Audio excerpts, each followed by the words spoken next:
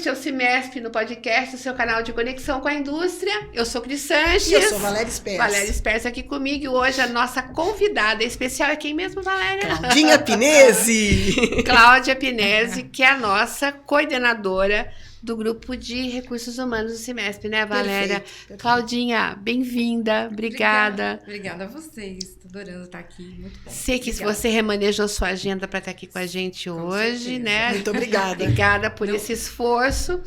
E eu queria começar, como você é uma mulher que tem uma carreira aí longa, bem-sucedida, com muitas qualificações, eu gostaria que você se apresentasse primeiro, né, dissesse quem é você profissionalmente, que é bacana ouvir você falar da sua carreira.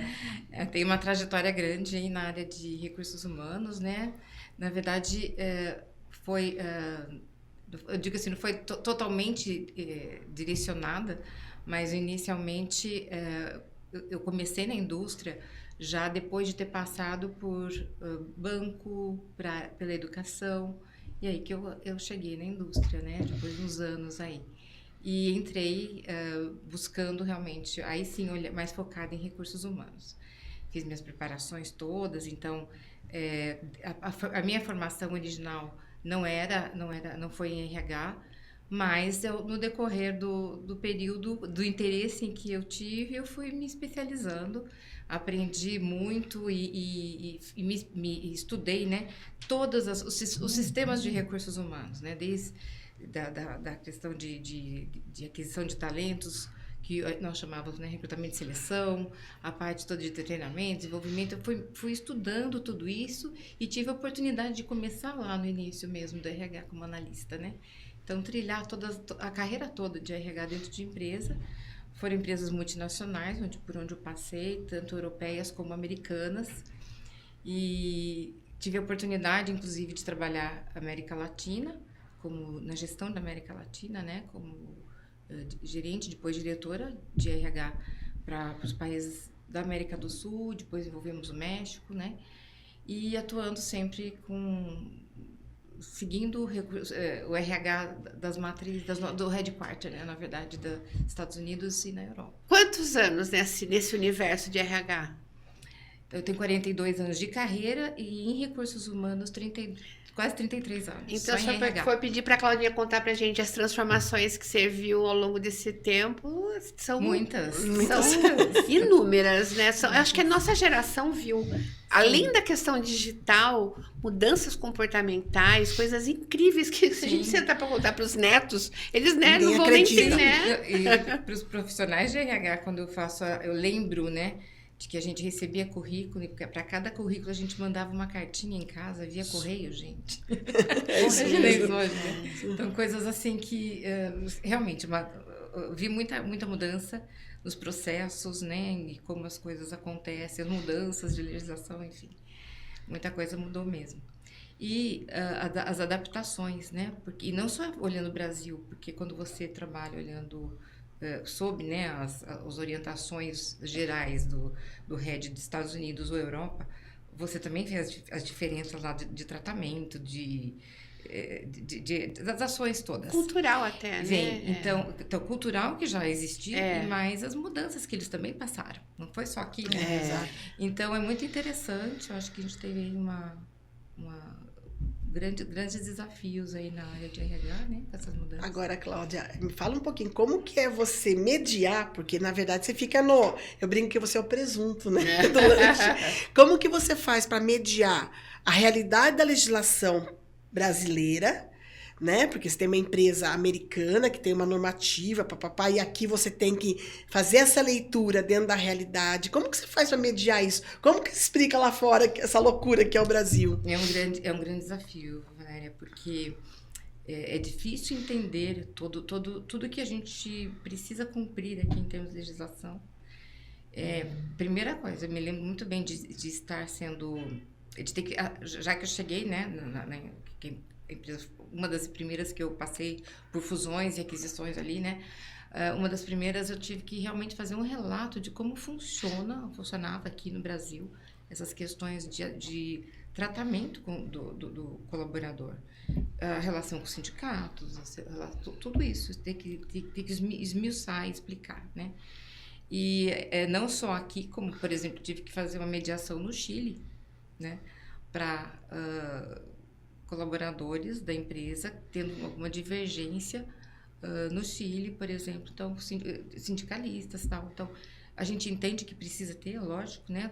Nós entendemos toda essa situação, mas tem que mediar e encontrar o melhor formato. E não é fácil. Então, é conversando muito, é comunicando muito claramente, explicando procedimentos, as questões internas da organização, principalmente quando você participa no caso de uma fusão, de uma aquisição, você entender o comando de onde vem, né? Então, é a empresa que adquiriu, então são essas novas normas e regras. Então, adaptar toda a liderança, toda a equipe abaixo desses líderes para entender o processo, para entender como a empresa trabalha e as regras internas de bom convívio, de cuidado, né? Então, é um trabalho muito grande ali para trazer essa liderança. Primeiro, entender que ele está num momento novo, né? A empresa mudou, né? Mas antes era assim, então tem aquele apego muito grande. São né? mudanças. Então, trazê-lo para a nova realidade e trazer junto toda a equipe. Né? E todo esse know-how que a Cláudia tem está a serviço do grupo de recursos humanos que o CIMESP tem. Há quanto tempo já você está no grupo, Cláudia? Claudinha fundou, né, Claudinha? Não, olha, Ela é quase minha fundadora, relação com o CIMESP lá de 95, né? Faz muitos anos. Mas realmente abraçar e participei do grupo com outros colegas que passaram pelo RH. Às vezes eu fui gerente, mas eu tinha minha equipe participando, se eu não pudesse vir. Mas mais recentemente, de 2015 para cá, estou com o GRH. Quase 10 anos. Quase 10 anos aí, né? E, enfim, foi um convite que eu agradeci. Eu gostei muito, fiquei super grata com essa possibilidade. Já estava atuando em outros, né, no conselho, também no CIMESP. Tinha passado pela diretoria, né, no 2008 a 2010, como diretora junto os presidentes, né, a presidente, o vice-presidente. Estivemos juntos ali naqueles 3 anos e depois continuei. Então, tanto no conselho do COMESP, né? No Conselho da Mulher, e depois, em 2015, realmente abraçando a coordenação. Que é um prazer, gosto muito, é minha área.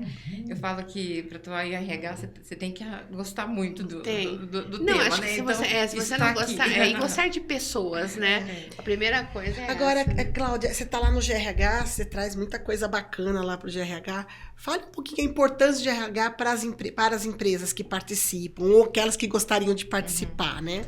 Na verdade, eu acho que ter essa possibilidade, isso disponível, né, para o seu RH da empresa, poder se atualizar, poder levar uma dúvida, né, ter essa troca de experiência com outros profissionais, acho que isso é fantástico, né, a empresa poder contar com isso. Então, todas as associadas contam com essa possibilidade, só se inscrever ali fazer a adesão para participar no grupo. E nós tratamos de todos os assuntos. Quando a gente fala em recursos humanos, desde da jornada do candidato, ainda que não chegou na empresa, né, até passando por todas, quer dizer, os processos admissionais, o desenvolvimento dele dentro da organização, falar um pouquinho sobre... nós falamos sobre a parte toda de remuneração, que ela é imensa, porque a gente fala de salário, do salário indireto, né, os benefícios, os bônus e como que a gente faz pagamento de salários flexíveis, enfim, tem muita coisa que dá para abordar. Até departamento pessoal, envolvemos a parte de segurança, porque RH, às vezes, algumas empresas têm a segurança junto. Né? Então, também tratamos desse assunto e tratamos da parte jurídica, principalmente, porque inicialmente o grupo era de relações trabalhistas. Né? Ele iniciou com essa nomenclatura. Logo no início, mas no estatuto já entrou como GR. E sabe o que é legal, né, que você falando isso? quando você junta as pessoas para falar sobre assuntos... Porque o RH é um negócio que... Viu, precisa implantar o ESG, pede lá pro RH. Precisa implantar LGPD. Não, começa lá pelo RH. Não sei se ainda continua assim, né, Cláudia? Mas na época que eu estava nas empresas, assim, sempre era assim. Sempre Salvador da pátria. Começava pelo RH, né? Se não tinha um departamento, era o RH. Era o RH que fazia. Então, hoje continua assim. O que você sente, por exemplo, nas empresas que participam? Ainda tem muito essa coisa de ter o RH como um departamento central, por exemplo? O RH, eu acho que permanece com isso, principalmente porque as menores não têm o departamento, tudo departamentalizado, né? Então, acho que isso acontece muito mais. As empresas grandes que têm os departamentos muito bem definidos é uma outra situação. Então, acho que ainda existe, ainda conta, sim, com apoio. Mesmo nas grandes, como eu falei, não acho que o departamento acaba vindo como um solucionador mesmo, né? E tentar resolver. Eu acho que vai muito também de quem está sentado ali em RH, de fato, e também ter todo esse traquejo, esse movimento, né, de apoio. Mas geralmente viu, Valéria? Ainda é bem demandado. Vocês tocaram num assunto. Olha que pergunta, né? Curiosidade mesmo. A gente tem um semestre desde empresas pequenas, com 2, 3 funcionários, né, Valéria? Até grandes corporações multinacionais. Essas pequenas que não têm departamento, mas que tem interesse, alguém, um diretor, um sócio, que tem interesse no tema recursos humanos, ele pode participar do grupo?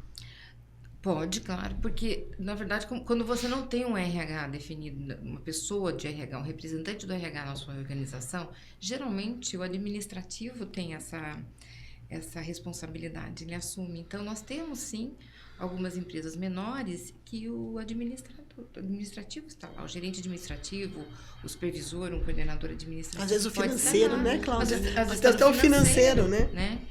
Então, as menores não tendo o representante de recursos humanos, o responsável pela área, no caso, é que vai. Então, como ela falou, o financeiro ou o administrativo, né? O gerente administrativo financeiro, enfim. Pautas do momento. Imagino que quando acontece uma reunião, ferve, né? Mas sempre tem umas pautas que são sempre trazidas. O que vocês têm, o que você tem sentido mais em termos de dúvidas, né? De tendências? O que tá mais presente nas pautas do grupo, das últimas reuniões que você coordenou? Algumas pautas são...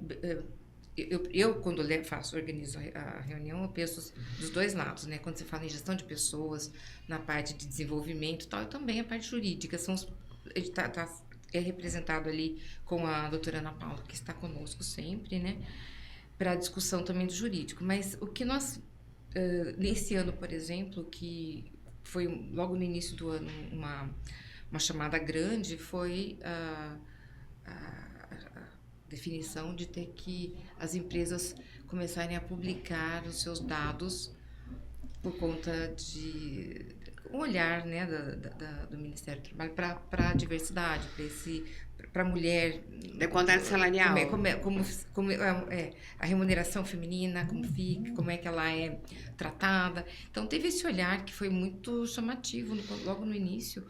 Então, a gente trata esse assunto também como um tema emergencial ali para a gente poder discutir e entender como é que as coisas estão.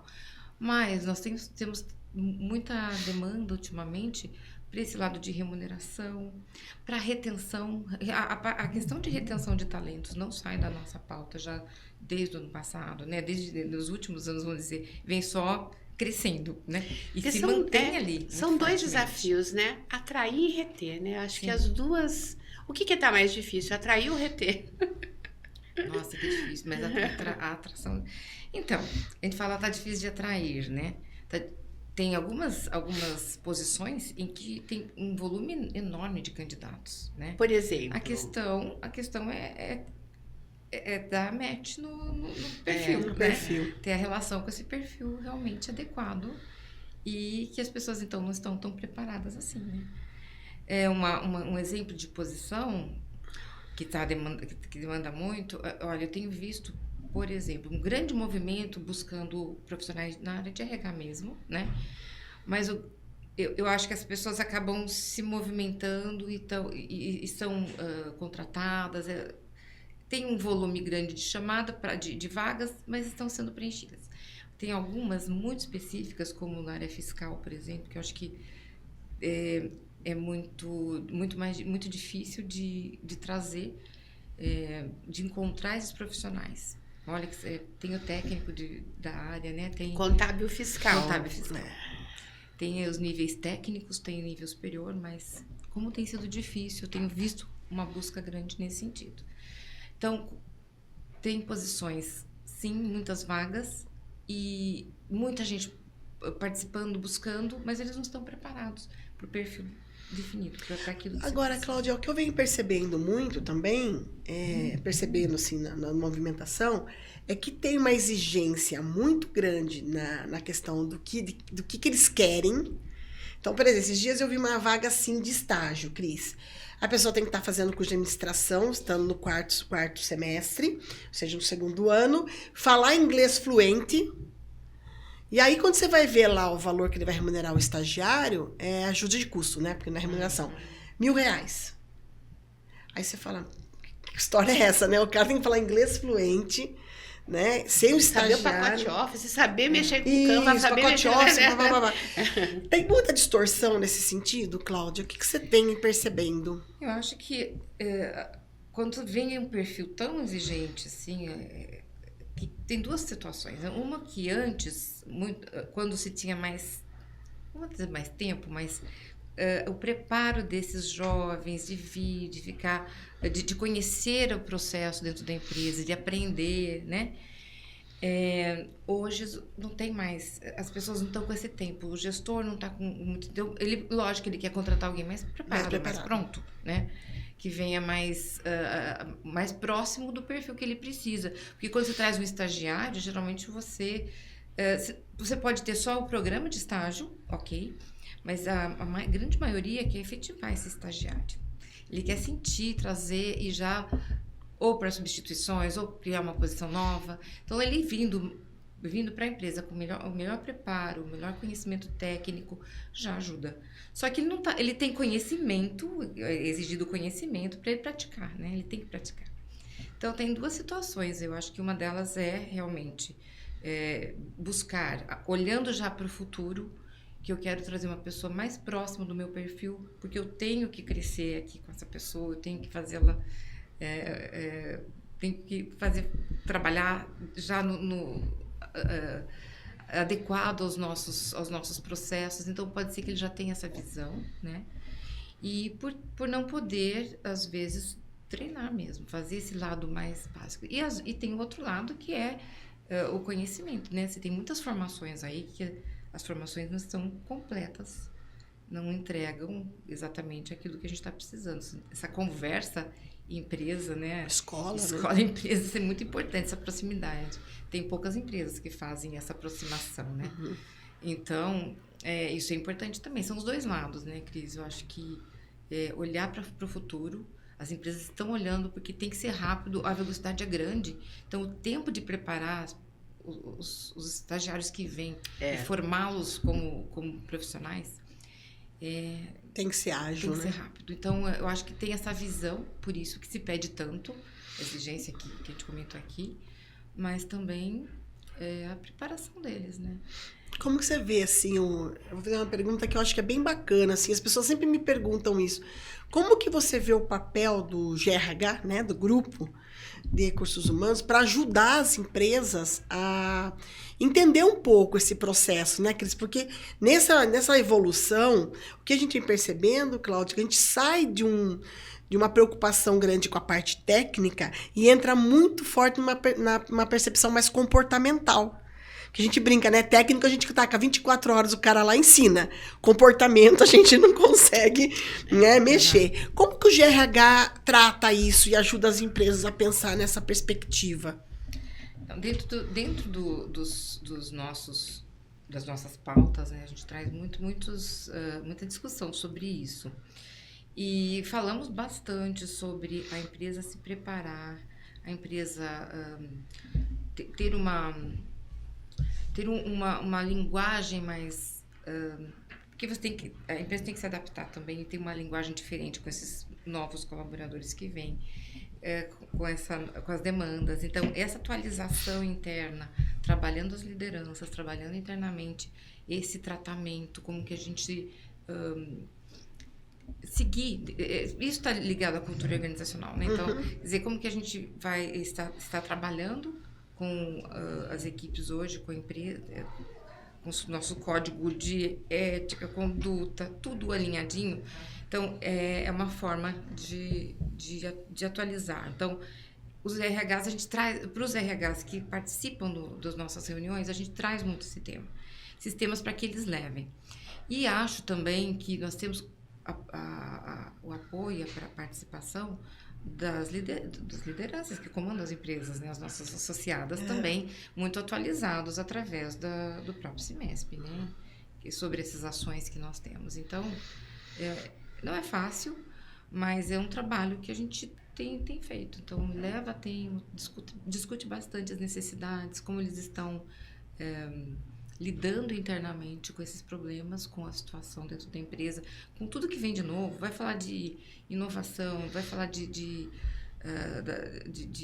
transformação digital, né? A gente leva muito conteúdo, né?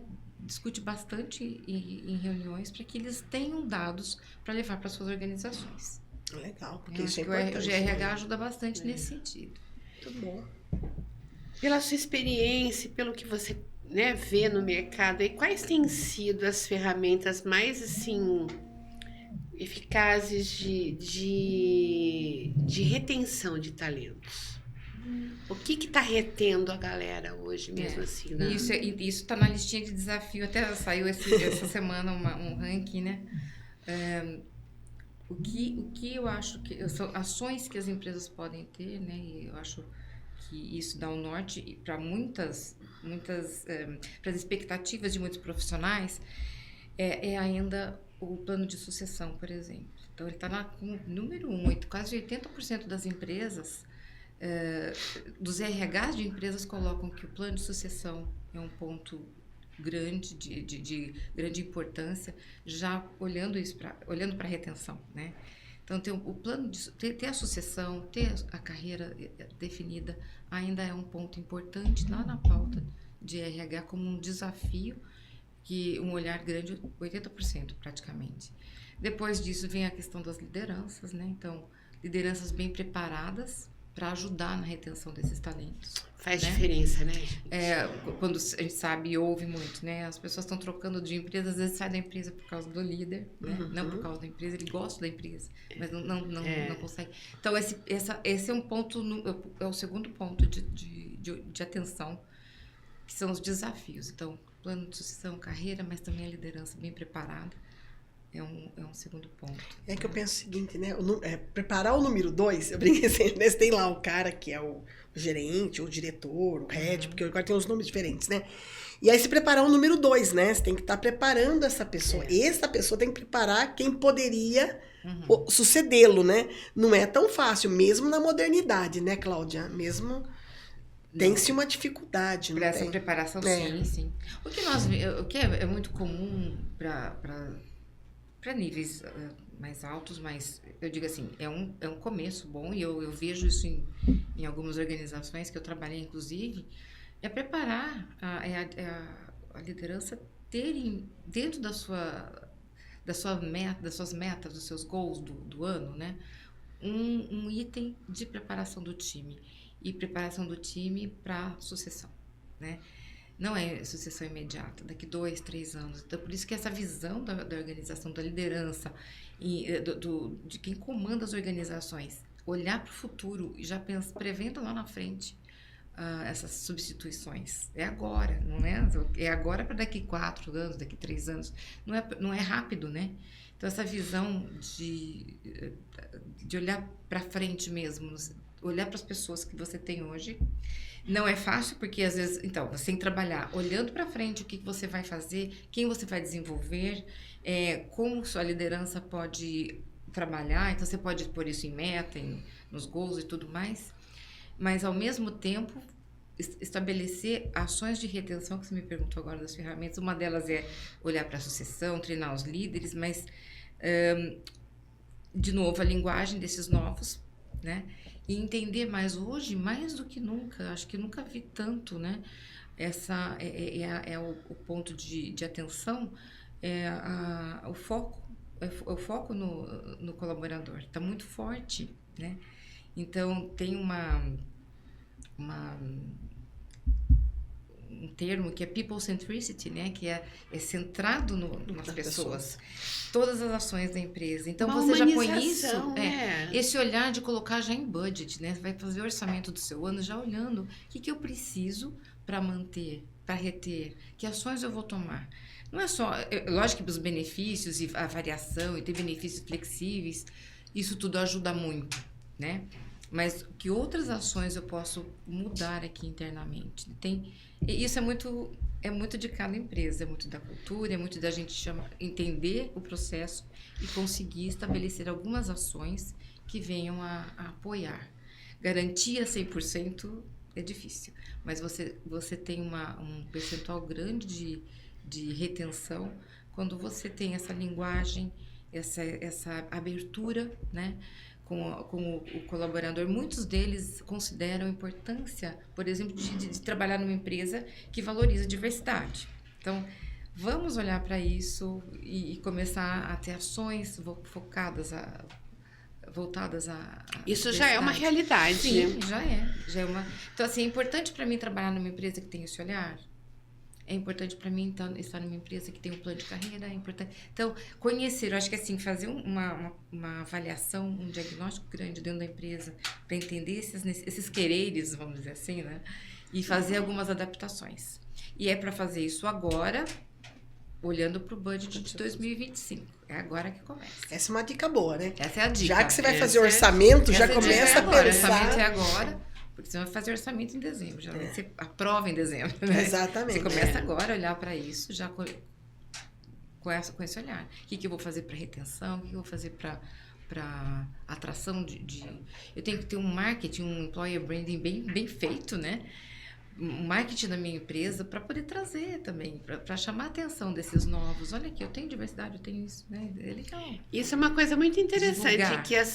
Outro dia eu estava ouvindo de alguém, de uma pessoa, de uma indústria, ela falou assim, a gente precisa investir no institucional para que as pessoas olhem e falem assim, nossa, que legal aquela empresa, eu gostaria de trabalhar lá. Que é uma forma de você, né, atrair, você mostrar os valores dessa empresa, o que ela faz, né, o papel dela dentro da responsabilidade social e tal, a importância dela para a economia da cidade, do país, enfim. E isso acaba atraindo. Então, também é uma forma, né, que as empresas elas têm que pensar nisso também, né? Porque, na verdade, Cris, ela olha muito para o mercado, que é óbvio, ela tem que vender, ela tem que né, prestar o serviço que ela se propõe, parará. Mas olhar para o mercado também exige dela o institucional. Então, você olha para o mercado, eu brinco sempre, olha para o peixe e tá com o olhinho no gato, entendeu? Que é o institucional. Exatamente. Né? Porque o mercado também responde a essa questão institucional, né? E acho que é um grande ponto. E não é assim, às vezes, mas eu não tenho tamanho, porte, não tenho ações para estar lá no Great Place to Work, né? Não precisa estar lá no GPW. Não precisa estar lá no Great Place to Work, mas você estando... você tendo ações em que você consegue divulgar, faz uma divulgação bacana numa vaga, por exemplo, né? Faz um marketing ali naquela vaga, se você vai divulgar. Na aproximação do RH, quando vai fazer essa aproximação, tem que ser estratégico, entendeu? Quando você vai aproximar, como você vai divulgar, quando você informa o que a empresa tem, né? O que a empresa tem no pacote, né? Então, tem várias formas que você tem que ter esse lado, essa visão da exposição da marca mesmo, né? Essa visão da marca da empresa, para cativar, né? E isso, eu não falo assim, só isso que conta? Não, eu estou falando que isso é uma ferramenta, é uma ação, né? Com todas as outras que a gente já mencionou aqui. Então, eu queria fechar com você, que você desse 3 conselhos para quem está nos ouvindo, que eu espero que sejam associadas e não associadas, que podem estar pensando em se tornar associadas, sem Valéria, na sua área. Recursos humanos, queria que você desse 3 conselhos com base em tudo que está acontecendo. Olha, empresário, vou te dar 3 conselhos de graça, hein? Qual é o conselho da coordenadora do GRH para os empresários que estão nos ouvindo hoje? Bom, acho que não posso deixar de colocar aqui um ponto importante, que tenha o seu RH do seu lado, do lado do número 1 da empresa. O RH precisa atuar ao lado do número 1 da empresa para poder entender, além de entender o negócio, né, alinhar as buscas aí para o negócio. Então, como o RH pode agregar para o negócio, né, com muitas ações. Então, esse apoio, esse eu acho que é muito importante. Não tenham medo da transformação digital, isso é inevitável. Isso ajuda muito em recrutamento, no treinamento, na própria remuneração. Isso é muito importante, então tenha esse olhar que é inovar um pouquinho mais dentro da empresa. O RH precisa também estar acompanhando essa transformação. Eu acho que tem um pouco de rejeição nisso, então é inevitável, tem que acontecer, né? E eu acho que um ponto importante, olhando para os colaboradores, para a dificuldade, para a retenção, olhando o que nós falamos agora de sucessão, tenha um plano de desenvolver pessoas internamente. Então, assim, a escolinha, sabe? Tenta fazer tem essa ação para o desenvolvimento aí, que eu acho que é uma forma de reter, né? É um ponto, inclusive, dentro da listinha lá dos desafios de RH, né? É o 3º. Depois de plano de sucessão, depois de desenvolver liderança, é atender, porque muitos buscam, além de uma empresa cativa, como a gente falou da marca, mas uma empresa que vai me desenvolver também, né? Que vai estar comigo. O desenvolvimento é nosso, é individual, cada um tem que pensar no seu desenvolvimento. Mas se eu tiver o apoio da empresa também nessa jornada, isso é chamativo, isso é interessante. Então, desenvolva, faça a sua escolinha, e não só no administrativo, na operação, né? Começar a ter esse olhar para desenvolver os futuros aí, que tem que ser já. Se esperar um pouquinho, já passou e você já foi. Se me permite, use, né? A gente tem tanta qualificação legal lá no CIMESP, né, Cláudia? Com certeza. Não é? Então, use e abuse desse processo de qualificação. O André, né, num outro podcast, o nosso vice-presidente, também falou dessa importância, né, Cris? De a gente acompanhar os processos inovativos, senão daqui a pouco você perde o bonde da história, Sim. né? Essa que é a verdade. Você falou de 3, mas o 4 seria o seguinte, né? Os associados que ainda não têm o seu RH participando do GRH, né? Faça a sua inscrição. Esse é o conselho bônus. Esse é o conselho bônus, né? Porque tá ali, as informações chegam.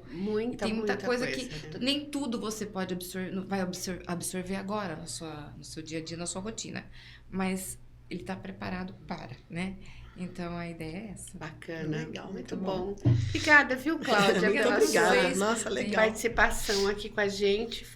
Como eu já esperava, muito bom, né, Valéria? Sem dúvida. A gente aprende pra caramba. Obrigada. Obrigada, Valéria. Eu que agradeço, comigo, Cris. né, Obrigada, com a gente obrigada a vocês. Nessa apresentação. Bom, esse foi mais um episódio do CIMESP no podcast com a Cláudia Pinesi. Eu convido você a se inscrever no nosso canal, acionar o sininho. Aqui você fica sabendo das últimas novidades na área industrial aqui de Piracicaba e região. Eu espero você no próximo CIMESP no podcast.